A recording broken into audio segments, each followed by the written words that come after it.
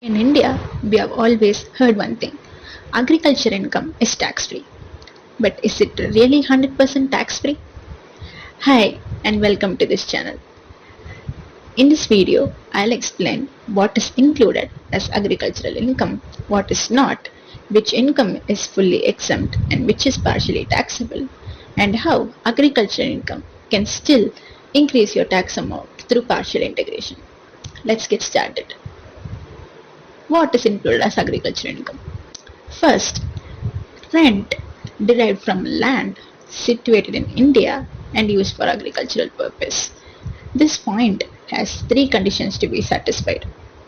Rent should be derived from the land has to be situated in India, and land should be used for agricultural purpose.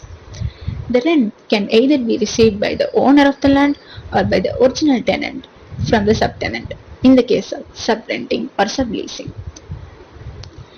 Next, income derived from such land by agriculture. Agriculture means tilling of the land, sowing of seeds, and similar operations. It involves basic operations and subsequent operations. Basic operations mean operations which are absolutely necessary for the purpose of effectively raising the produce from the land. These include plowing, planting, sowing, tilling, etc. Subsequent operations. These are operations that are performed after the produce sprouts from the land. It also enhances the marketability of the produce. For example, weeding, digging, pruning, washing, sorting, and etc. You should note one point: these subsequent operations are considered as part of agriculture operations only when continued with basic operations. Next is income from ordinary process to make the produce ready for market. These ordinary processes include cleaning, drying, crushing, and similar other activities. One good example is obtaining rice from paddy. It should be noted that the produce must retain its original character after processing, unless there is no other market for selling it in that condition. Income from this process is part of agricultural income. But if marketing process is performed on a produce which can be sold in its raw form, then the income derived is partly agricultural income and partly business income. Next is income from sale of produce.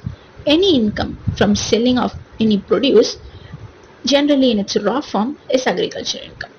If produce is processed other than the ordinary process, income would be partly agricultural income and partly non-agricultural income. For example, tea, coffee, rubber, sugarcane, tobacco, and many other products are subject to manufacturing process. Next is income from farm building.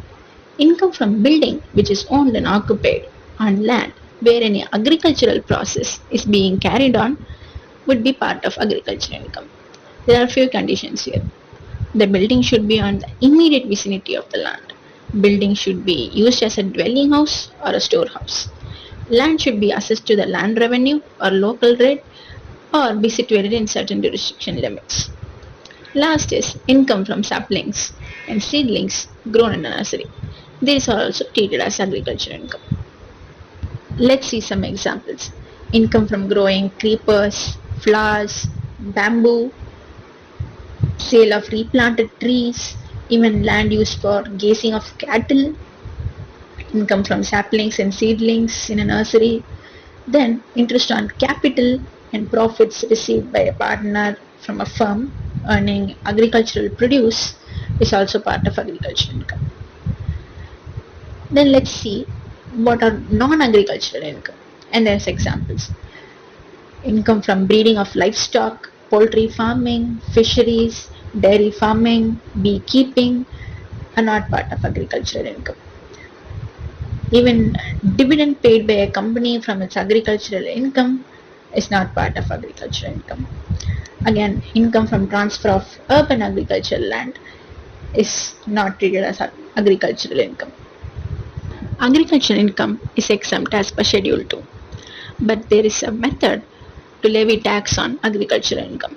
This concept is called partial integration.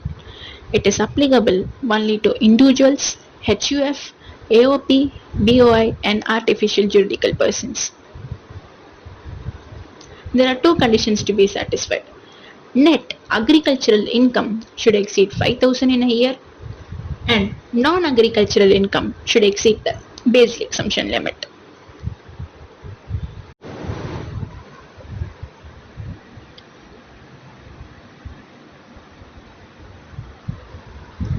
There are two rules applicable on certain agricultural income. Rule 270 and 271. We will cover all this on next video. Thank you.